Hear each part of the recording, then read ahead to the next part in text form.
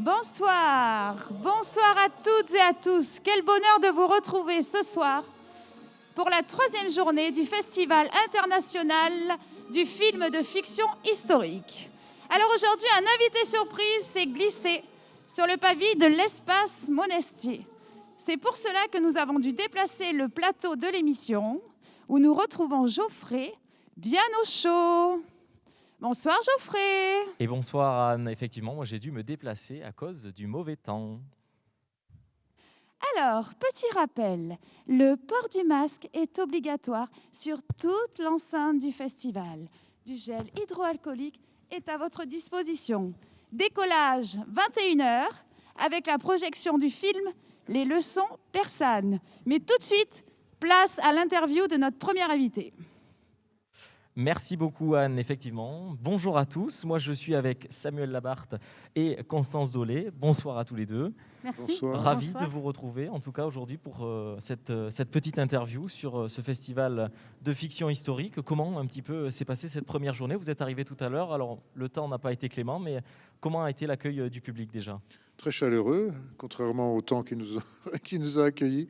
On a eu des scolaires déjà qui ont été très impliqués, très intéressés, qui ont posé des belles questions sur la série, qui ont vu 2 épisodes. C'est la première fois en plus de ça qu'on les projetait.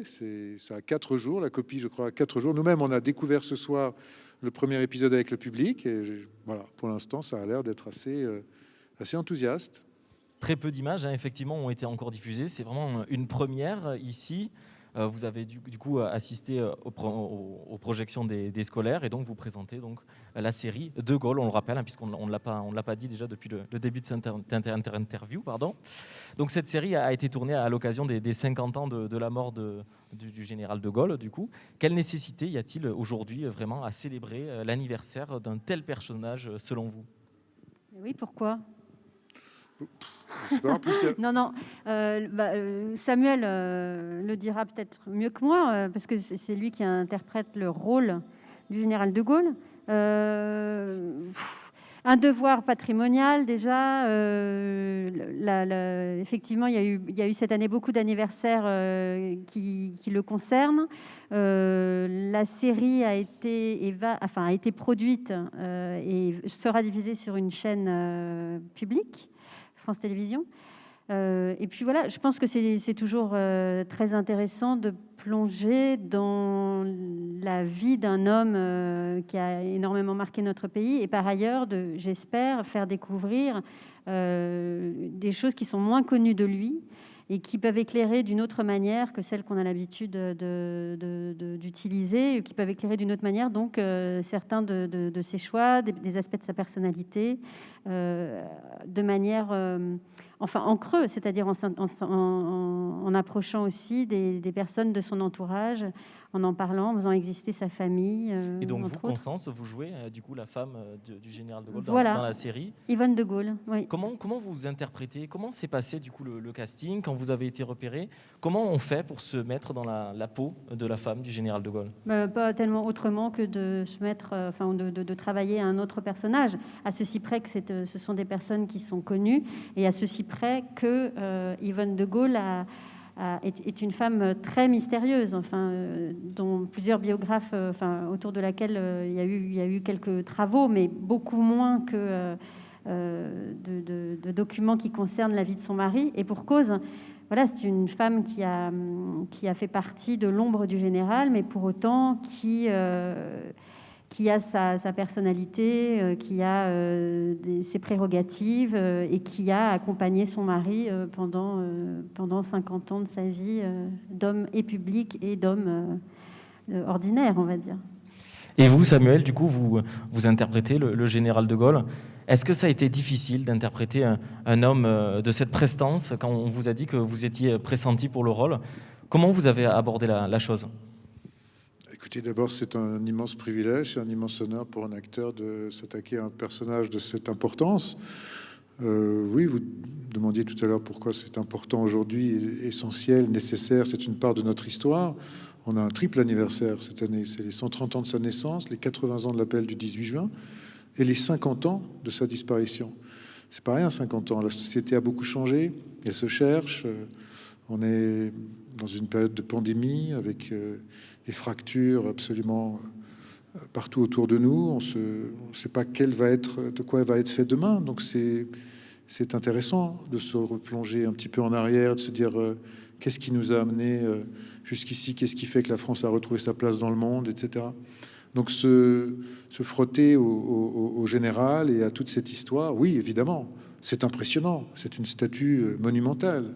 Mais oui. Comment vous avez fait, du coup, pour vraiment vous mettre dans la peau du personnage, puisque effectivement, on a très peu de représentations fictives de lui. On a très peu d'images et de représentations vraiment de ce qu'était le général de Gaulle. Comment vous avez fait pour interpréter ce personnage?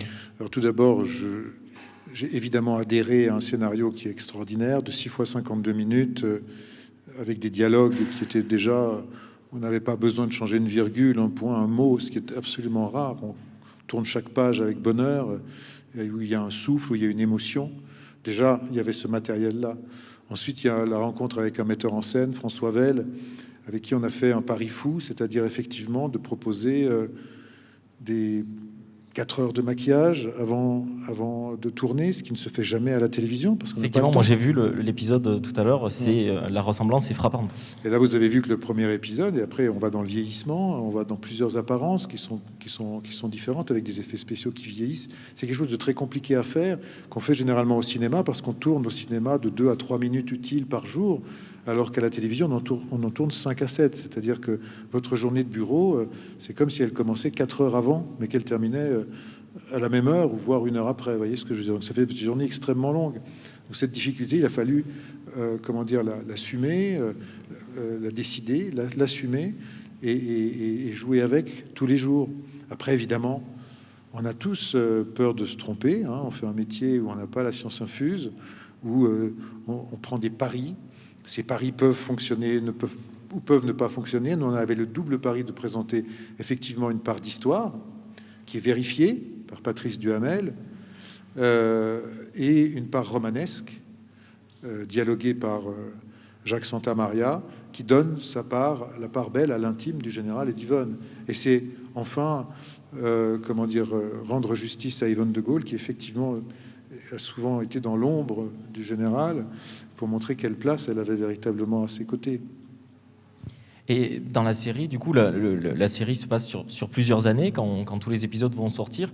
Comment on fait pour, on l'a dit, rentrer dans la peau du personnage, mais sentir évoluer ce personnage? Comment vous avez fait, du coup, pour vous dire que vous alliez jouer plusieurs années de sa vie, et du coup, forcément, au cinéma, on ne tourne pas forcément dans l'ordre. Est-ce que ça a été compliqué, ça? Alors oui, et certaines fois ça a été compliqué parce que selon les décors, quelquefois il a fallu faire plusieurs époques. Et alors là, c'était un vrai... Il fallait jongler avec... vous savez, j'ai dû me décolorer les cheveux pour avoir les cheveux blancs tout le temps, me les teindre pour les avoir en noir dans les années 40, les faire grisonnants dans les années 50 et tout blanc à nouveau dans les années... Voilà, avec la petite moustache qui suivait. Enfin voilà, il y avait plein de choses à faire. Mais bon, c'était amusant, à la limite assez ludique de faire ça. Ce qu'il fallait faire, c'est rendre effectivement ce personnage qui prenait toute sa dimension au cours de l'histoire, que l'histoire faisait ou défaisait, et ce parcours-là était passionnant. La seule chose assez compliquée, c'était mon rapport à la script, où je disais, on est où là? Qu'est-ce qu'on fait? C'est quelle période? C'est quelle époque? Qu'est-ce qui s'est passé juste avant? Qu'est-ce qui s'est passé juste après? Pour chaque fois essayer de coller au contexte, de coller à la situation, tellement ça allait partout, dans tous les sens, avec effectivement un temps qui s'est complètement, ratatiné à certains moments, et puis un autre moment qui se dilatait. Voilà. Mais c'est une expérience rare, unique. Je ne pense pas que j'en connaîtrais une autre de ce genre, aussi riche en émotions de toutes sortes. Quel regard vous portez sur la série, vous, Constance, au niveau de l'écriture, une écriture très riche, hein, on le disait. Comment vous avez du coup pressenti quand on vous a sorti le scénario? Est-ce que vous avez mis du temps à vous y habituer? Est-ce que les dialogues ont été fluides dès le départ, ou ça a été un petit peu compliqué de se mettre... Non, alors c'est vrai que même si, évidemment, ils ont vécu en couple de manière plus ou moins proche, parce qu'ils ont aussi passé énormément de temps éloignés l'un de l'autre. c'est tellement des caractères différents. C'est-à-dire qu'après, Yvonne est quelqu'un dans la série, mais ça, François le voulait, qui est extrêmement taiseuse. Elle est discrète. Le travail que j'avais à faire était de faire un travail comment dire, où les choses étaient lues, induites, ressenties, mais avec finalement, quand on regarde de près, très peu de dialogue. Donc c'est le regard que François Weil avait sur ce personnage-là, la manière qu'il avait de la placer dans le cadre, dans des situations qui font le contrepoint du personnage que Samuel interprète, du général de Gaulle. Donc voilà, moi, mon travail était presque plus un travail, comment dire, de suggestion, de choses comme ça en demi-teinte. Et c'était pas aussi volubile, flamboyant, parce qu'il est dans le discours, il est dans l'écriture, il est dans l'oralité, il est à plein d'endroits dans lesquels elle ne se trouve pas. Voilà, donc il a fallu la filmer en situation parfois, dans des scènes, assez régulièrement dans des scènes muettes. Voilà, donc c'était un autre travail. Bon, et dernière question, vous avez du coup assisté à plusieurs projections. Aujourd'hui, comment a réagi le public? Est-ce qu'ils ont été curieux? Quel a été le premier ressenti du public? Vous avez eu du coup très peu de retours pour l'instant, je suppose, puisque très peu de projections. On a eu des retours. Après, le premier épisode est un épisode relativement romanesque. Il est politique, oui, bien sûr qu'il est politique, puisqu'il y a la mise en place de la sécession, et puis c'est l'appel du 18 juin, c'est comment De Gaulle décide de partir à Londres et de rentrer en résistance, finalement. Il a quelque chose de très romanesque. Après, la série, elle prend d'autres tournants, d'autres virages, mais parce qu'il y a eu énormément de tournants dans la vie de Gaulle, et donc elle est à certains endroits très politique, à d'autres très intimiste aussi. Voilà, donc aujourd'hui, les retours qu'on a, c'est des retours sur le premier épisode pour la dernière projection à laquelle on vient d'assister, sur les 2 premiers épisodes cet après-midi avec les scolaires. Moi, j'étais curieuse de voir comment des enfants de 14 ans allaient recevoir finalement une fiction qui, a priori, n'est pas celle vers laquelle on imagine qu'ils vont aller de manière spontanée.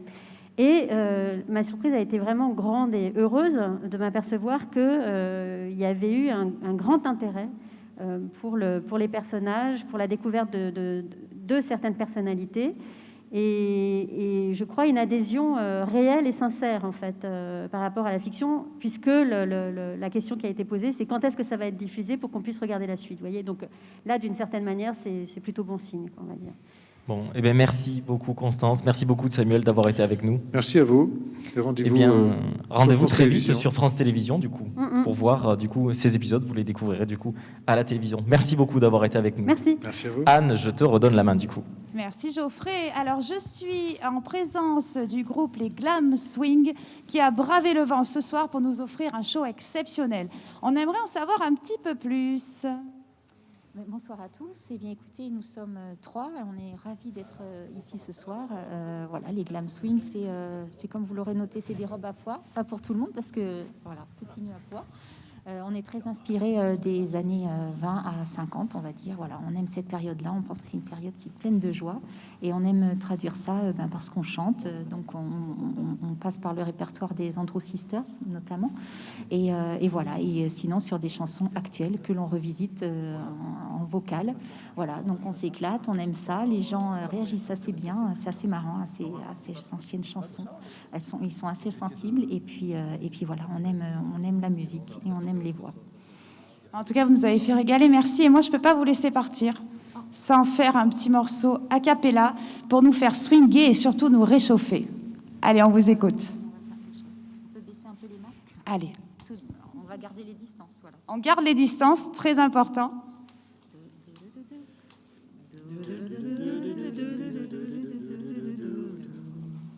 Sing, sing, sing, sing. Everybody start to sing. Ooh, wow, ooh, now you're singing with a swing. Sing, sing, sing, sing. Everybody start to sing. Ooh, wow, ooh, now you're singing with a swing. When the music goes around, everybody goes to town. But it's something you should know. Oh, baby, oh, sing, sing, sing, sing. Everybody start to sing, start singing, keep singing. Now you're singing with a swing. Merci, je pense que tout le monde ici peut les applaudir sur le parvis et à l'intérieur. Merci pour tout. Geoffrey, je te laisse la main avec notre deuxième invité. Effectivement, merci beaucoup Anne, c'était très beau. Nous, avec Pascal, on est en plateau, on est dedans, et puis on vous entend du coup dehors chanter, c'est très agréable. Oui, on dirait une radio, c'est bien. Des années 50, c'est des vieilles radios. Bon, Pascal, vous êtes du coup le président du Festival des scolaires, du coup, aujourd'hui. Je suis président. Ah bon, je crois que j'étais juste un invité parmi tant d'autres. Non. Ah oui, d'accord, donc j'ai une fonction officielle. Ah oui, ok, c'est sérieux, c'est sérieux. Du coup, comment s'est passé un petit peu cette journée? Vous êtes allé au collège ce matin Alors cet après-midi, je suis au collège. J'ai rencontré une quarantaine de jeunes enfants, entre 12 et 14 ans, me semble-t-il. Et donc, il y avait les professeurs, le maire, les dirigeants du festival, Étienne et consorts. Et puis, c'était très agréable parce qu'en fait, ils avaient préparé leurs questions. Alors, essentiellement pour un tiers sur les inconnus et 2 autres tiers sur ma carrière dans différents domaines. Et j'ai donc répondu à toutes ces questions en essayant de transmettre des choses, des valeurs. Voilà. Et donc, vous, en tant que comédien, est-ce que vous avez eu des mentors, des modèles pour faire ce métier? Qu'est-ce qui vous a donné envie de faire ce métier? Alors, ce métier-là, je ne l'ai pas choisi, si je puis dire, parce que je n'étais pas parti pour être comédien. J'étais un enfant plutôt timoré, plutôt timide, pour plein de raisons. Et c'est mon père qui a eu la bonne idée, vers l'âge de 9 ans, de me faire du théâtre. Et donc, il m'a inscrit à une audition pour une comédie musicale pour enfants. J'ai réussi cette audition, et donc pendant 1 an, j'ai joué au théâtre de l'Athénée, qui se trouve à Paris, donc juste derrière le théâtre Édouard VII. Et c'est Marthe Mercadier qui produisait cette comédie musicale, dont le titre était, tenez-vous bien, La planète inconnue. Comme quoi, des fois, le destin est particulier. Et donc, j'ai joué avec Éric Métayer, qui avait 12 ans, moi j'en avais 10, pendant 1 an, donc on chantait. Et l'histoire, c'était l'histoire d'Adam et Ève, qu'on transportait sur une planète pour repeupler la planète, entouré de plein d'enfants de tous les pays. Donc il fallait un enfant un peu à forte pigmentation. Et donc vous, maintenant, vous mettez en scène d'autres comédiens. Est-ce que c'est pour vous une forme de transmission? En fait, souvent je demande des choses à l'univers, comme on dit, je fais des prières, mais pour ce qui est des choix artistiques, je laisse le destin, en fait, œuvrer tout seul. Et la plupart des choses que j'ai pu faire en tant que metteur en scène, ce sont les personnes qui sont venues vers moi. Et les premiers, c'était Élie et Dieudonné, en 1989. Ensuite, il y a eu Anthony Cavana, Stéphane Rousseau, Laurent Ruquier, Pierre Palmade, Arnaud Gidouin. Donc toutes ces personnes sont venues me voir parce qu'ils avaient remarqué que j'étais capable de les accompagner. Et ça a marché, donc tant mieux pour eux. Et aujourd'hui, tout va très vite. On a beaucoup de nouveaux médias qui sont sortis. Alors, le théâtre, la télévision et maintenant YouTube, toutes les plateformes de streaming. Ouais. Vous intervenez notamment dans certaines de ces émissions. En fait, qu'est-ce qui vous a poussé à vraiment à en changer, fait, pareil, je me pousse pas. Donc, d'abord, c'est le Palmacho. Ils m'ont contacté il y a quelques années. Et puis j'ai trouvé ces comédiens très sympathiques et talentueux, donc j'ai dit oui. Ensuite, il y a le Lollywood. Ce sont donc 3 gamins, ils ont une trentaine d'années, enfin des gamins par rapport à moi, bien sûr, qui m'ont contacté. Donc j'ai participé à quelques sketchs. Ensuite, il y a eu Vestiaire, la série sur France Télévisions qui s'occupe du handicap. Et donc ça fait 8 ans que je suis cette série et je fais 3-4 sketchs avec eux. Quand il y a de la qualité et des gens humainement à la hauteur, je m'engage. Voilà, c'est tout. Et qu'est-ce qui vous procure le plus de plaisir? La scène, le cinéma, la télévision? C'est le partage en général, le partage humain, l'aventure humaine, peu importe la forme. Voilà. Il n'y a pas longtemps, j'ai fait un doublage de film pour une série. Il y a quelques années, on m'a dit « Tiens, Pascal, il y a un petit rôle dans Shrek pour doubler un personnage. » J'ai dit « Ok. » Et donc, j'ai vu plein de copains, on s'est bien amusé. Non, c'est le fait de s'amuser tout en gagnant sa vie. Je trouve ça plutôt sympathique. Et en même temps, on crée des choses qui peuvent éventuellement faire plaisir aux gens qui en ont besoin. Est-ce que vous pensez du coup que vous avez rencontré beaucoup de scolaires, hein, on l'a dit tout à l'heure. Est-ce que vous pensez que cette culture va se perpétrer? Est-ce qu'ils sont curieux du cinéma? Est-ce qu'ils posent beaucoup de questions? Il y a un peu de tout dans les scolaires, mais il y a un gamin qui est venu vers moi à la fin et qui m'a dit Monsieur Légitimus, je voulais vous dire que voilà, avec mon père, voilà, c'était sympathique de vous voir parce que j'avais des problèmes scolaires et le fait de vous voir avec les inconnus, ça m'a redonné la pêche parce qu'avec mon père, voilà, on était plutôt triste. Donc voilà, il y a une autre personne qui m'avait dit j'étais à l'hôpital avec mon fils et mon fils était assez malade et quand il a vu vos rediffusions sur C8, ça lui a donné quelque chose de très positif.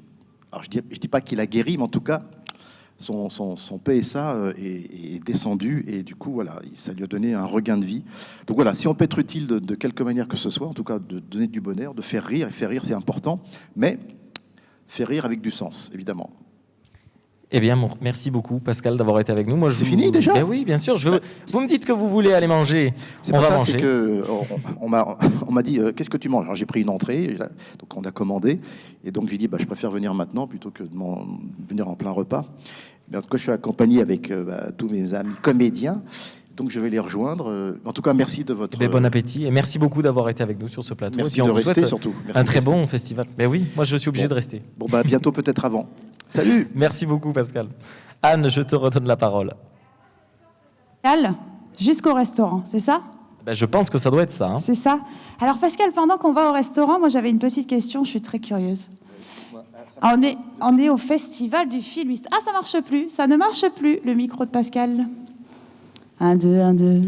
Il marche? Ah, super. C'est bon, voilà. Ça marche. À un moment donné, on se pose des questions. Allô, la technique? Oui. Alors moi, je suis obligée de vous demander, on est au film historique. Est-ce qu'il y a un film historique qui vous a marqué en particulier? Mais moi, je viens d'arriver, donc... Non, mais dans votre... dans ma vie en général. Dans votre vie en général? Si, pardon, excusez-moi. C'est tous les films avec Jean Marais. D'accord. Oui, le Bossu... Qu'est-ce qu'il y avait d'autre? Sortira pas, on restera là, on n'accompagnera pas Pascal. Bon, on va rester ici. On reste ici, bien au chaud. On fait comme si le restaurant c'était là. Exactement, on s'assoit. Et donc, oui, c'est tous les films avec Jean Marais, le Bossu, et cette fameuse phrase si tu ne vas pas à la Gardère reviendra à toi. Voilà, c'est les films de KPDP dans les années 70, évidemment, qui m'ont marqué, parce qu'à la télévision, il n'y avait qu'une seule chaîne à l'époque. Et quand j'allais au cinéma, c'était plutôt les péplums. Ou les westerns, donc des films historiques, évidemment. Oui, bien sûr. Et un rôle en particulier, vous aurez plu à jouer un rôle historique J'ai beaucoup aimé le rôle de Spartacus, oui. Mais bon, il meurt à la fin, c'est pas terrible. Et puis il est crucifié. Mais un rôle en particulier, Saint Jean-Baptiste. D'accord. Alors c'est dans le film, c'était, je crois que c'est pas les 10 commandements. Parce que c'est un monsieur qui avait une belle barbe blanche comme ça, et puis qui vient près de Moïse, je crois, et qui lui parle. Enfin, je me rappelle, ça m'a beaucoup marqué. Mais j'adorais ces films-là, parce que j'étais transporté dans une époque, et il y avait beaucoup de bons sentiments, de la belle musique, des belles envolées lyriques, et puis le bien, le mal, évidemment, les Romains, et puis... voilà, et puis Judas et tout ça. Enfin voilà.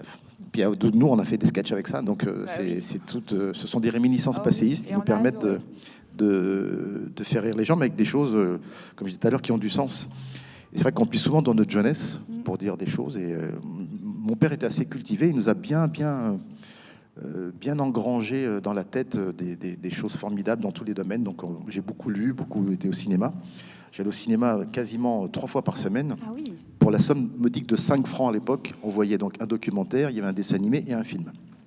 C'était la belle époque, voilà. C'était la belle époque. Merci Pascal, je vous laisse aller manger. Bon c'est gentil. Bon il y a des gens qui nous regardent là, oui. Là. Salut. Il n'y a personne. Ah si, il y a des gens quand même. Salut. Merci Pascal, bon appétit. Et tout de suite, place à la chronique de Bruno Grasse. Bonsoir Bruno. Non, mais ce que je voulais dire, c'est un petit billet d'humeur. Je voulais parler du cinéma dans les salles. J'ai suivi ça de très près après le déconfinement, à partir de juin où les salles ont été ouvertes. Et je trouve qu'il y a eu une information qui a été mal donnée parce que j'ai envie de dire les Français sont accros au cinéma et l'ont prouvé. Pourquoi, au moment où on disait que 70% des des salles étaient désertées, qu'il y avait moins de chiffres. La vérité, c'est que chaque été, le cinéma français ne marche pas très bien. Il faut dire la vérité. C'est l'été que les plus mauvais films sortent. Et parfois, on en profite pour mettre sur le dos de l'été le fait que le film ne marche pas. Et chaque été, moi, depuis des années, je fais une espèce de flop 10 sur les films français qui ont du mal à s'en sortir face aux films américains. Or, l'année dernière, en 2019, il y a eu au moins 6 ou 7 ou 8 blockbusters américains, ce qui fait que le chiffre était très élevé. Évidemment, cet été, après le déconfinement, le chiffre a été moindre de 70%, mais il n'empêche que les Français ont eu le courage d'aller quand même au cinéma. Pourquoi ? Les films, comme Les Blagues de Toto, fait 1 million d'entrées aujourd'hui, juillet et août. Un film comme Tout simplement Noir est autour de 750 000 entrées. Et je peux citer plein de films français qui ont très bien marché. Au point qu'en 14 films français, j'ai calculé qu'en juillet et août, il y a eu 4,5 millions de gens qui sont déplacés au cinéma. C'est assez remarquable. C'est pas tellement ce qui a été dit. Les exploitants se sont plaints d'avoir moins de monde dans les salles et pleuraient après le cinéma américain. Et évidemment, quand vous avez des blockbusters, des Marvel, des explosions, des feux d'artifice qui attirent 2 ou 3 millions de personnes au cinéma, ça fait rentrer le public dans les salles. Mais il n'y a pas que ça, l'exception culturelle, elle existe. Et un film français de François Ozon qui fait 400 000 entrées, qui rentre dans ses frais, c'est bien. Les films français arrivent à être performants avec 500, 600 000 entrées. Alors je comprends, pour les exploitants, c'est pas une grande victoire d'avoir 600 000 entrées dans les salles, mais il n'empêche que le film est rentable. Et cet été, les cinémas français s'est plutôt bien conforté. Et quand Les Blagues de Toto fait 1 million d'entrées, c'est un gros succès. Et quand Tenet ne fait que 2 millions d'entrées, c'est un échec. Voilà. Donc le cinéma américain n'est pas là tout le temps, et c'est un peu dommage de ne compter que sur le cinéma américain pour faire des entrées en France. Le cinéma français, c'est bien défendu. Le film de Jean-Paul Salomé, c'est un de ses meilleurs démarrages avec La Daronne, là, et les films continuent. Antoinette dans les Cévennes marche pas mal du tout. Il y a plein de films en ce moment, malgré les alertes anxiogènes par rapport au virus. Les films marchent, les gens retournent dans les salles avec des masques, en respectant les consignes sanitaires, mais ils vont au cinéma. Et j'en profite pour faire une petite avant-première. Il va y avoir un film qui va sortir dans les prochaines semaines ou les prochains mois qui s'appelle La Nuée, de Juste Philippot. C'est un film de genre, un film d'angoisse, d'horreur français remarquable. Allez voir aussi Aline, de Valérie Lemercier, qui s'est inspiré de la vie de Céline Dion. Son personnage s'appelle Aline Dieu, et c'est un film musical qui est extrêmement réussi et à qui je promets quelques millions d'entrées, j'espère. Bac Nord de Cédric Gimnès, qui avait fait La French, est un excellent polar avec 3 personnages principaux joués par Gilles Lelouch, François Civil, qui s'est fait une tête de gangster presque, et Karim Leclou. Il y a des bons films français qui arrivent, et vous voyez la variété. Un film de genre, La Nuée, un film musical, Valérie Lemercier, Aline, et un polar super bien mis en scène par Cédric Gimnès. Le cinéma français est extrêmement éclectique, et nous avons 10 fois plus de mérite que le cinéma américain, qui continue à faire les mêmes films d'animation, les mêmes films de Marvel. C'est toujours pareil, ça se ressemble. Et moi, vraiment, je défends le cinéma français parce que ça vaut vraiment le coup. Et le cinéma français est celui qui s'est le mieux comporté pendant la pandémie par rapport à tous les salles en Espagne, en Italie, en Allemagne. Pourquoi ? Parce que c'était le cinéma français qui nous a sauvés. Voilà, c'était ma chronique. Vous ne pouviez pas être là hier. Vous avez manqué les meilleurs moments de la 2e journée. Pas de problème. Place au récap.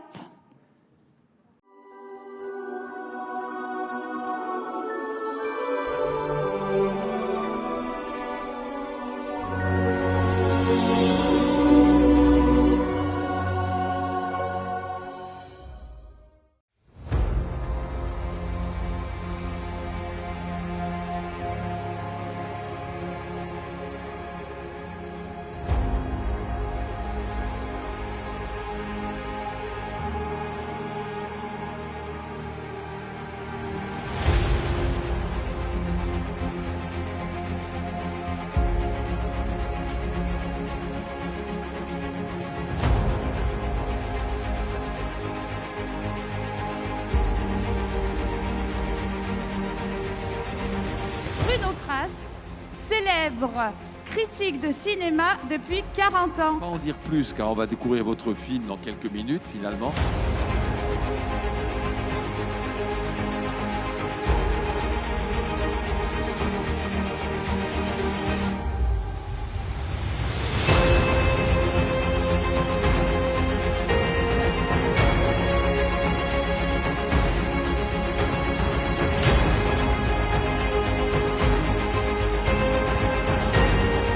Très heureux de vous retrouver cette année encore pour cette 6e édition du Festival international du film de fiction historique ici à Plaisance. Je vous souhaite une excellente soirée et je vous dis à demain.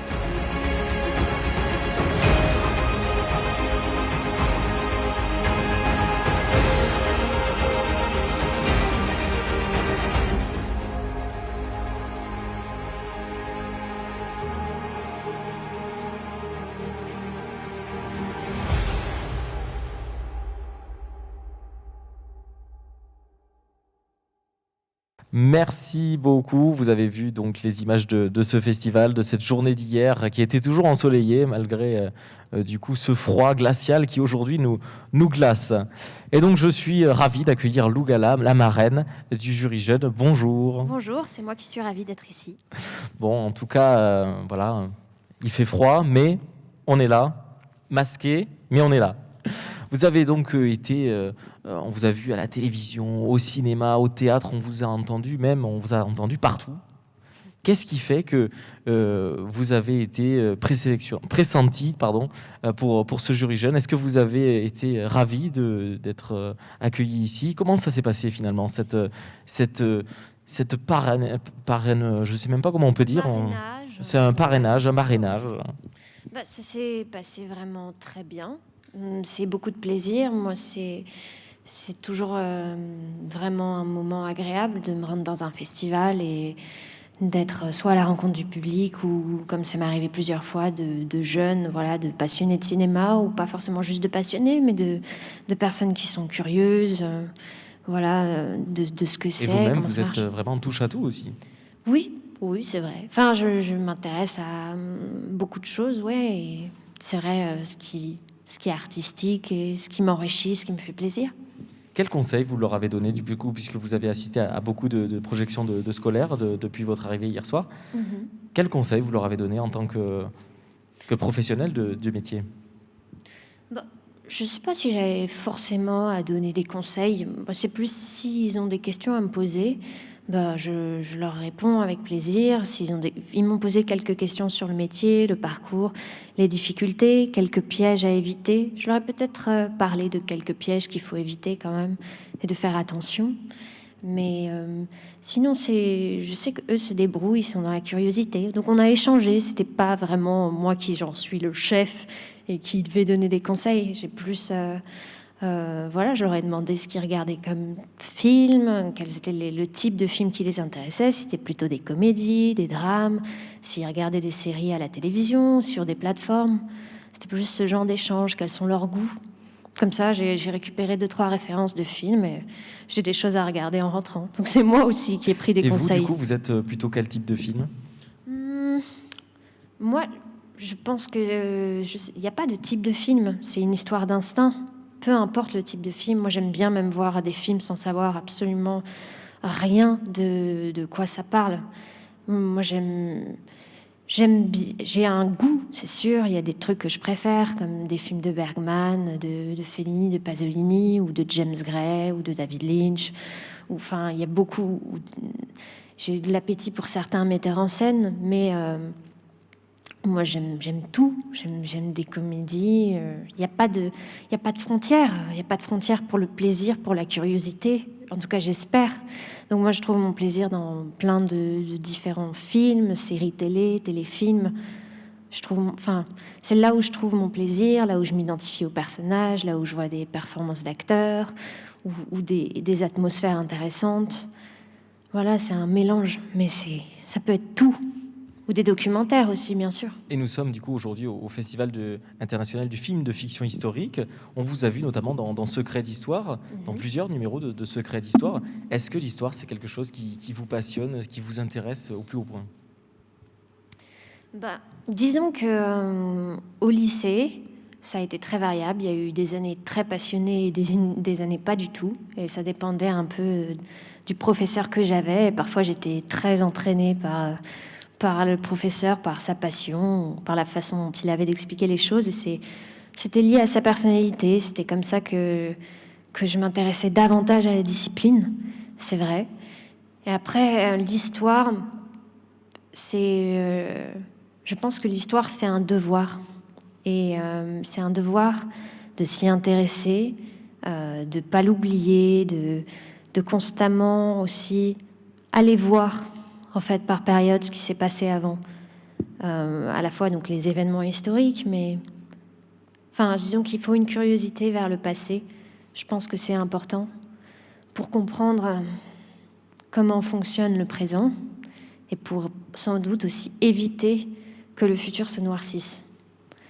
Et ça, c'est vraiment du point de vue de l'histoire. Mais par rapport au film, je dirais qu'il y a juste aussi une curiosité de voir tout plein de films du passé, comme, je sais pas, des milliards de musiques du passé, des livres du passé, œuvres. C'est très large. Mais du coup, l'histoire, donc les événements historiques, mais ça va aussi avec toute une richesse culturelle. Mais c'est quelque chose qu'il faut regarder parce que ça permet de mieux analyser les choses de la vie, du moment présent, de maintenant. Et il faut toujours être très attentif à ce que l'histoire ne se répète pas quand il y a eu des événements tragiques. Et je pense que on devrait pouvoir apprendre plus de l'histoire, que l'histoire c'est un témoignage riche et qu'on ne fait pas suffisamment attention à ce qui s'est passé avant et ce qui amène des dérives dans le présent, dans le futur, des choses inquiétantes, des choses tragiques, troubles. Voilà. Et vous serez donc en 2021 dans un film de Thomas Gilou, on a l'information, qui présente du coup aussi Michou d'Aubert au festival. Ouais, que Est-ce j'ai que vous vu. pouvez nous en dire un petit peu plus? Est-ce qu'on peut avoir quelques informations sur... Alors, c'est ce prochain film de Thomas Gilou, pour l'instant, il s'appelle, je crois, provisoirement MDR. Je peux pas en dire beaucoup de choses parce que c'est pas mon rôle, et puis c'est un peu secret. Et ça devrait sortir, je pense, en 2021. C'est pratiquement, le montage est fini, il est en train de se finir. C'est un film avec Gérard Depardieu, Kev Adams, Liliane Rover, Mylène Demongeau, Jean-Luc Bidault. Il y a beaucoup de comédiens dans ce film-là. Et c'est un film sur la transmission entre les générations. Donc, moi, quand j'ai lu le scénario, je l'ai trouvé très bon. Plus, après, donc il y a une sorte de visualisation. Quand il y a un casting comme ça, on se demande ce que ça peut donner. Et je pense que ça peut donner un très, très beau film. Le fait qu'il y ait Thomas Gilou aux manettes, c'est pour moi aussi une garantie. Puisque j'ai découvert Michou d'Aubert, que j'avais jamais vu là tout à l'heure au festival. Et c'est un très, très beau film que je recommande. C'est un film sur la bonté, la différence, sur à quel point les gens... c'est un film anti-frontière, pourquoi devrait-on considérer mal quelqu'un sous prétexte qu'il est comme ci ou comme ça? C'est un film sur l'amour, donc c'est vraiment un film très, très beau. Que Thomas Gilou a fait. Donc... On ne veut que de ça, de toute façon. Voilà, on ne veut. Merci beaucoup, Lou Gala, d'avoir été avec nous. Moi, je vous souhaite du coup un très très bon festival. Vous repartez demain, du coup? Non. Ce soir? Non plus. Dimanche? Ouais. Oh, mais du coup, vous restez avec nous toute la semaine. Alors, on va avoir l'occasion de se croiser sur ce festival. Super. Bon, merci beaucoup en tout cas. Très merci bon à festival. vous. Et bien, du coup, je vais vous présenter le programme de demain avec la projection du film de l'affaire Ben Barka de Jean-Pierre Sinapi. On aura également le film d'animation Fritzi de Ralph Cucutlala. Donc avec Mathias Brune effectivement et aussi également la projection du film Le Dernier Métro de François Truffaut. Mais quelle programmation! Qui est également le thème de notre affiche cette année. Magnifique. Eh bien, je vous propose du coup de découvrir la projection du film de ce soir, du coup les leçons persanes que nous allons voir avec Vadim Perelman et qui du coup sera notre projection de 21h. Voilà, je vous laisse avec la bande-annonce. Merci beaucoup Lou Gala d'avoir été avec nous. Merci à vous.